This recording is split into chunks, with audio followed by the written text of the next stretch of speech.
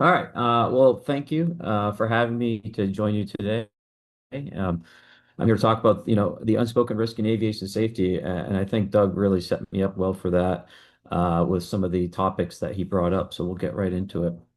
So, why is this a problem we should care about? I'm a former aviator myself, but this is, I think, bigger than just aviation. I think this is a national security issue as well, of course, as an issue associated with UAP and all the implications of that.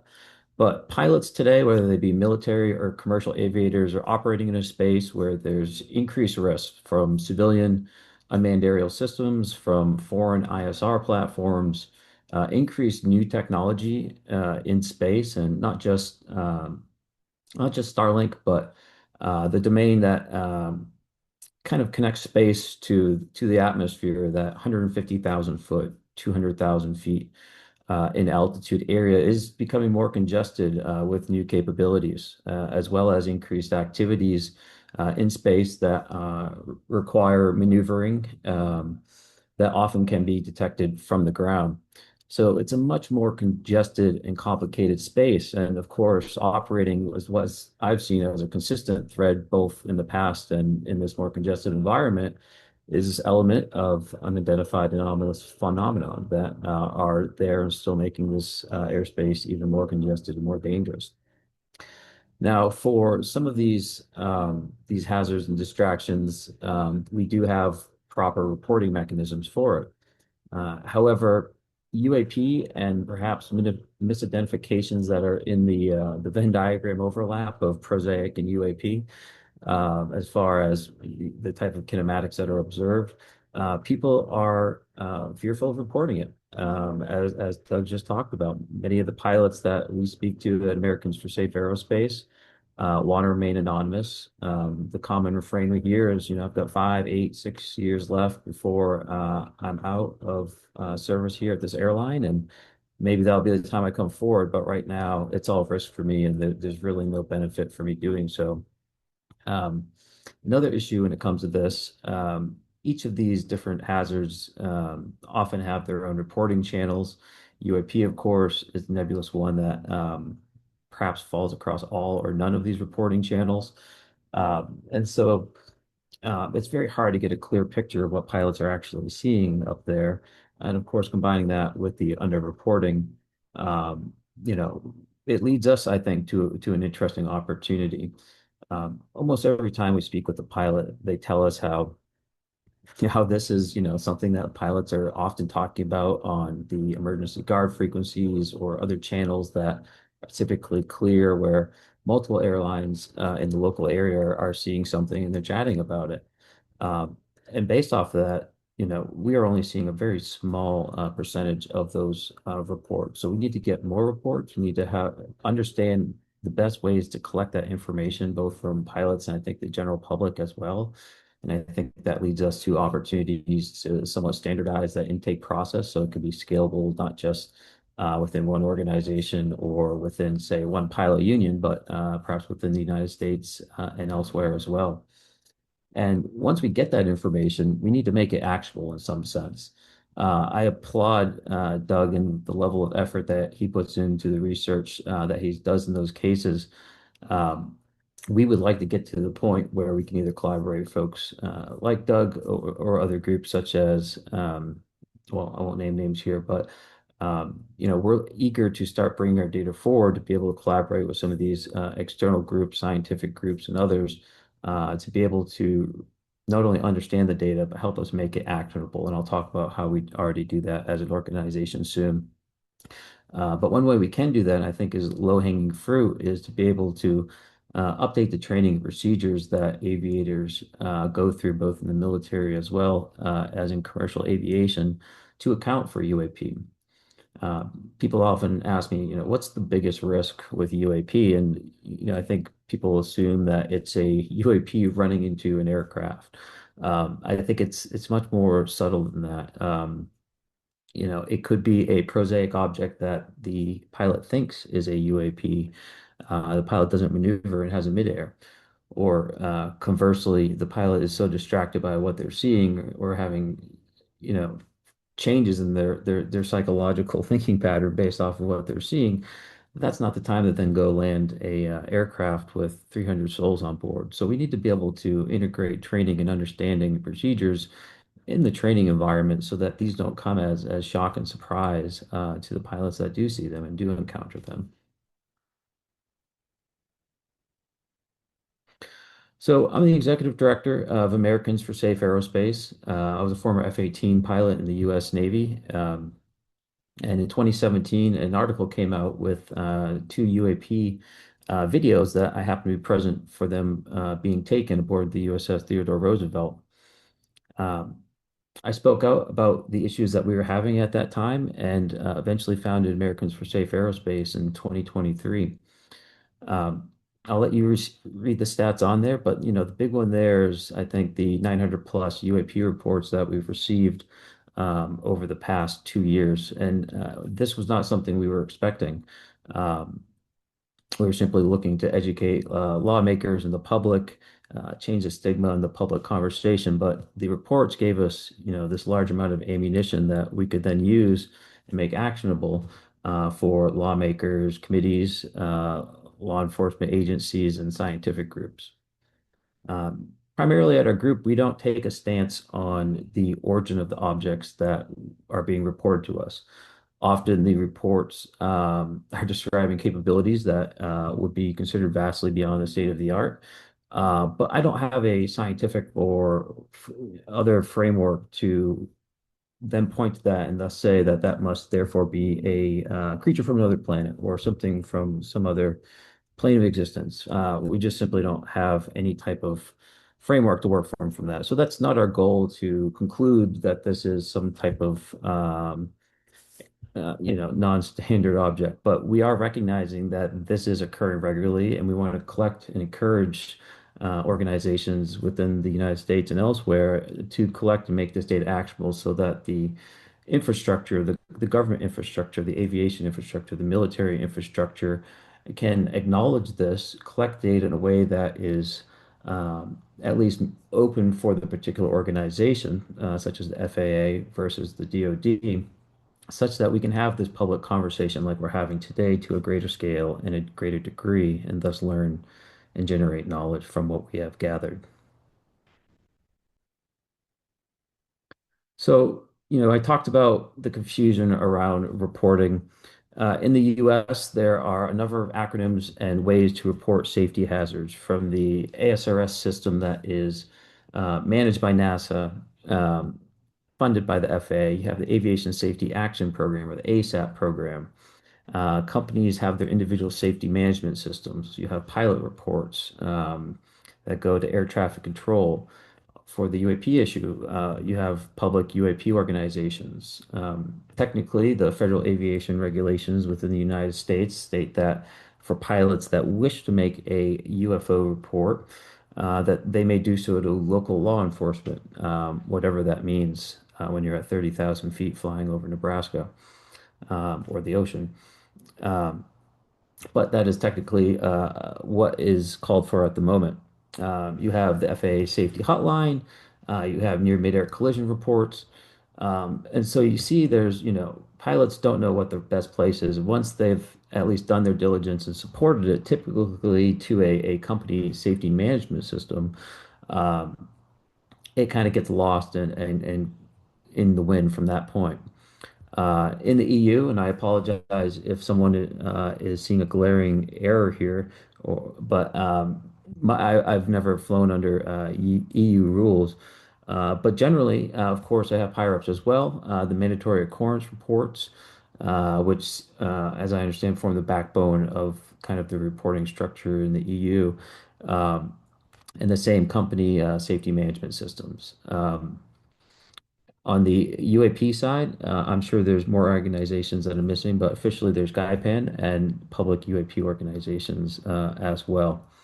So lots of different incentives, lots of different purposes for these different systems, a lot of different endpoints in some cases. Some of them are somewhat black holes, right? Such as local law enforcement. The FAA safety hotline is anonymous and privileged. And of course, UAP organizations range across from Enigma to Americans for Safe Aerospace to the Scientific Coalition for UAP Studies and others, right? And again, there's no real standardized way of collecting this information. And so you have this scattered, fragmented, disparate situation that we find ourselves in. Already touched on it a little bit, but absolutely underreporting is real. Most of the reports that we receive at American Safe Aerospace are first time only to us reports, especially from aviators. Based off of the reports that we're hearing from aircrew, it's, we're estimating over 30% of aircrew have had some type of unexplained sighting. Now, whether that means it's a misidentification of Starlink or whether it is something truly anomalous, is unknown, but that is the uncertainty space that, we find our professional pilots operating in, unfortunately. So what are they actually seeing? Doug gave you some great examples. Of course, there's the bucket of potential misidentifications, Starlink launches or deployments, flares, space debris, unknown technology operating in space, either from a foreign adversary or from the U.S. itself. Quote unquote, local law enforcement. Kind of what I think, saw a lot in the New Jersey case last year was after a core of anomalous encounters, there were law enforcement drones being launched, civilian drones being launched. Everyone wanted to try to get out there and see what they can see. And so you have this confusion, even at relatively high altitudes around approach corridors and bases as well. Uh, but of course, many of the cases that we receive have no logical or prosaic explanation based off of various parameters. One of those being massive airborne objects that have been spotted by a number of aircrew. Um, Aircraft carrier size object being spotted by a single aircraft over the continental United States. ATC having nothing on their radar. Confusion unfolds. Several other aircraft in the area. Major airline type aircraft, multiple pilots at 30,000 feet. Calling sightings of the same object. Calls to NORAD were made before the object simply ceased to be where it was.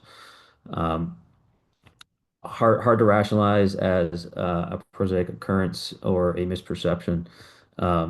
Apparent extreme kinematics, and that can take various forms, much like classified information. If you can, or non-classified information, you combine it, it can become classified. You can have anomalous behaviors that kind of suss out when you combine various kinematic behaviors, right? So, for example, going 1.3 Mach is not an anomalous behavior. Hovering stationary is not an anomalous behavior. Doing both of those in a single aircraft over extended flight period of time does represent kinematics that I'm not aware exist within our inventory.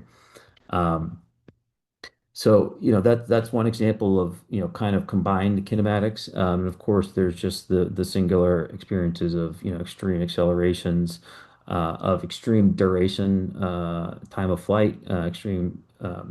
Unknown origin of arrival, shadowing an aircraft for 2 or 3 hours, departing at very high speeds up to apparently orbit or higher altitudes, much higher altitudes, sometimes descending to the ocean and apparently descending under the ocean. Again, kind of combining some of these very strange kinematic behaviors and unsafe behaviors as well. The aircraft have had, these objects within close proximity to the aircraft, both in a sustained, controlled manner, such as almost flying formation, and also, 180 degree out, you know, fast, sudden, very close, mishaps, near midairs, behaviors, flying in front of aircraft while they're flying. These are the type of behaviors that we wouldn't expect from civilian drone would expect from a blue asset. Um, you might conceive of that happening, with a foreign asset, but this happening repeatedly over continental United States and other areas makes that inconsistent. So those are just some examples. Here's a particular example. 2023, commercial 737 flying over South Africa had recently taken off, climbing through about 15,000 feet, 18,000 feet, proceeding on to about 30,000 feet um, to the northwest of Johannesburg. Um, Nothing on their TCAS system, no traffic from air traffic control. The the captain spots a small black dark object on the horizon off their nose. Um, Turns back to his instruments, turns it aside, comes back in. The object is much larger, indicating rapid speed, closing vector on the commercial aircraft. Um, And long story short, he checks back and boom, this thing's right over his aircraft. So he estimates this object came within 500 feet of his aircraft, cited by both him and his co-pilot, described as a 200 foot to a side black triangle, slightly non-equilateral. So one of the sides being, slightly smaller, if you will. Blue lights on the corner tops of excuse me, the bottom, but the corners of the triangle, the apexes, blue lights with a darker red to purple light in the middle. It's quite large. Um, no shudder of the aircraft, right? No turbulence that they experienced. One would expect at a pass like that, at least in a fighter, that you're gonna feel that pressure wave as you go past that aircraft. Um, but they felt nothing like that. Even if it was, a normal aircraft will put out wing vortexes, right? And those swirling uh, areas of higher pressure essentially will sink, right? And so if they're flying 180 degrees off and this aircraft passes over him, we would expect all that turbulence to be right in the flight path of that commercial airliner. But they experienced nothing. Um, the aircrew were quite shaken by the experience. They had, going through their trying to be logical and going through a decision tree of, what they had possibly could have seen. Um, they actually, a 10 of it after the flight elected to self-administer a drug test. Oops, spelling error, apologies. Not a drug trust, but a drug test post-flight, which of course came back negative and left them, I think, with more questions than answers. But I think this is a very good example of not only a critical safety issue that, and this was a fully loaded 737, a full load of passengers on this. The Not only urgent and critical safety issue, but also the uncertain mental state that pilots are now leaving themselves in post-event where, they are now still responsible for safely getting their passengers to their destination, and are in this strange state of mind where they are reasonably suspected that they might have been drugged. And yet there's no reports made. You know, ATC saw nothing. There's no file, safety report. So this is not the state that we want to be leaving our pilots in. So, what can we do about this? Some of these are kind of high level and don't really get to the core impact of such an urgent safety issue that we talked about. Some of my earlier recommendations were, but I do believe that being able to bring more data forward, both from pilot reports, from the work that researchers such as Doug are doing, is extremely powerful, not only because they lead to conclusions eventually, but they allow for the conversation to be more accessible throughout both the academic community and the general public in a way that we can then point to and say, here is something reasonable and substantial that people can follow to understand why what we're saying about these being so spectacular, interesting are true. And that has a massive ripple effect. And I think by standardizing a schema both across the United States as well as internationally, that's going to unlock a great amount of reports that will be valuable not only in the United States but across the world for expanding this conversation. Um, did speak to the standardized aviation training SOPs already, so I won't delve into that again. Um, Data sharing through existing safety channels, they need to be published publicly. So this leads me into the last bullet. After I testified before Congress in July of 2023, I worked with several congressional offices to recommend the Safe Airspace for Americans Act. We didn't pick the name, but Congressman Garcia and Congressman Grothman introduced the legislation last year. Um, or yeah, last year. And what this legislation does is essentially three or four parts. First, it requires the FAA, which houses the Aviation Safety Reporting System, or ASRS, to modify the existing reporting structure to accept UAP reports. This was one of the bubbles that I listed earlier. It's one of the most trusted systems, and the data that goes through that is publicly available for safety analysis and research. And so this would create a specific funnel within the US reporting system where these reports would go. Additionally, it requires NASA to train and educate pilots on the use of this system and the importance of it to help destigmatize the topic and to ensure that the reporting system is being used. And it also protects pilots using existing whistleblower legislation to recognize this as a safety issue such that pilots cannot face any type of ramifications from the employer for reporting these types of events. The legislation did not get voted on in 2024. However, I've been speaking with Congressman Garcia's office, and they are expecting to introduce that legislation this year in the next coming weeks or sooner. So I am optimistic that we'll be able to hopefully get that attached to some upcoming legislation, such as the NASA reauthorization bill or the National Defense Authorization Bill, to hopefully get that signed in the near future. All right. Thank you. I'll stand by for questions. Thank you very much. We have time for one, two, three questions. Hi Ryan, it's Christian Peters. I cannot applaud enough for the initiative that you're doing and the effort you put in. It's a comment and a question. The comment is I find it very interesting that there is a dual or even maybe a triple nature in what you're doing, which is raising awareness concerning the threats and the dangers. It's raising awareness on the UAP issue that you're not commenting on, and I think it's really it's clever to stay epistemologically neutral in a sense. But the third is also that you are raising data, and that is my question. What I really think it's important to use pilots as data producers because they are very trained in observing the skies.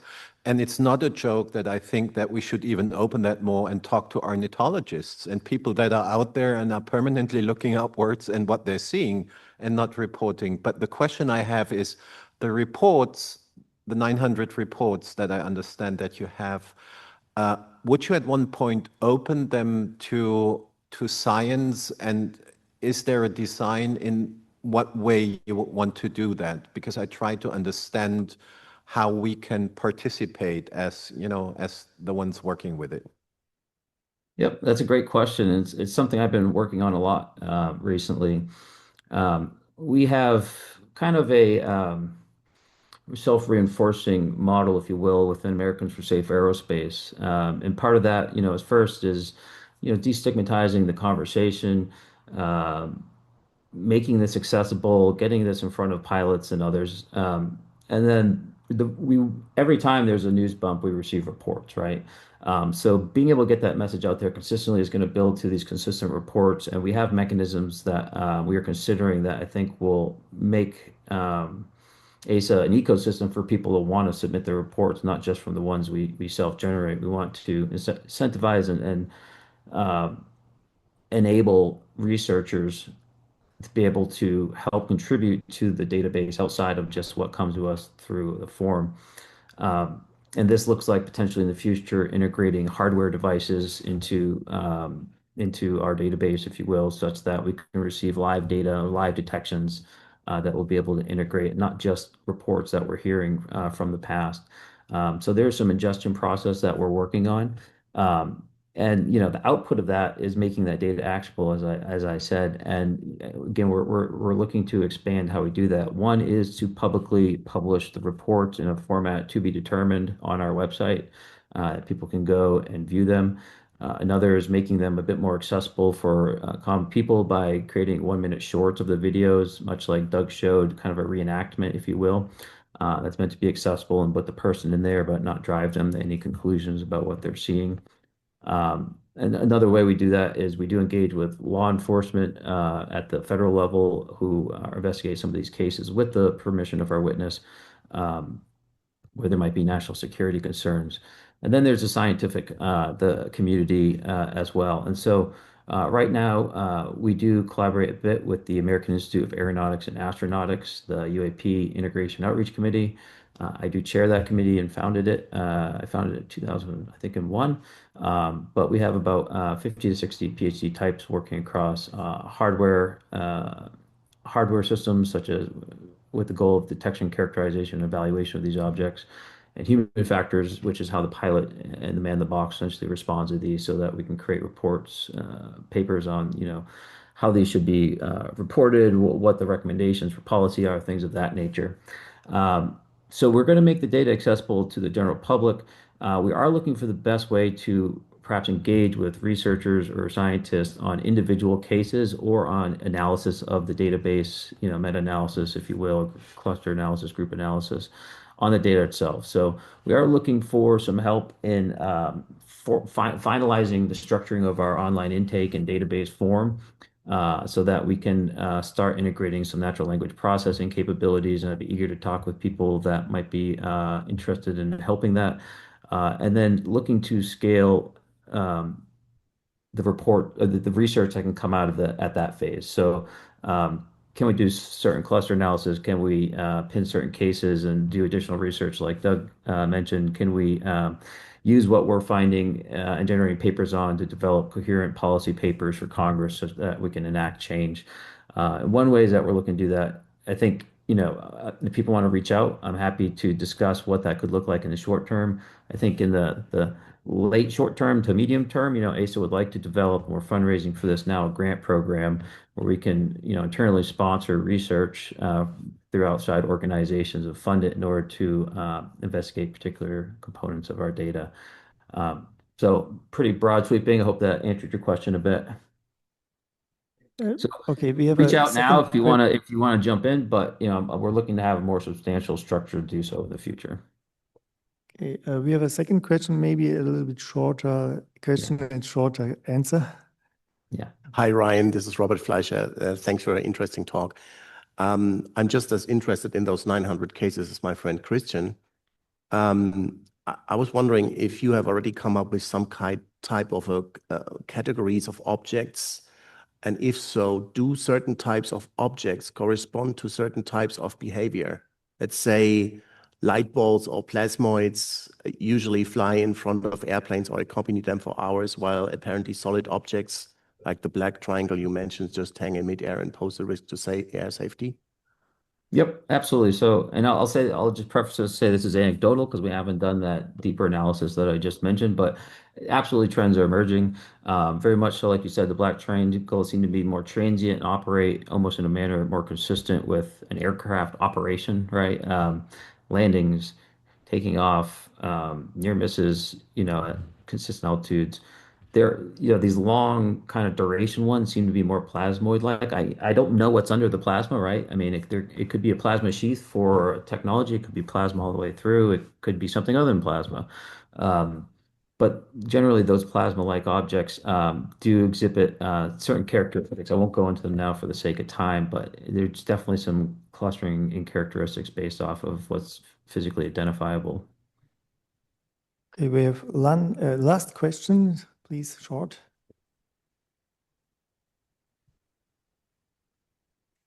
Thank you very much for your really interesting talk. I'm just turning on my camera so you can see something of Würzburg as well here.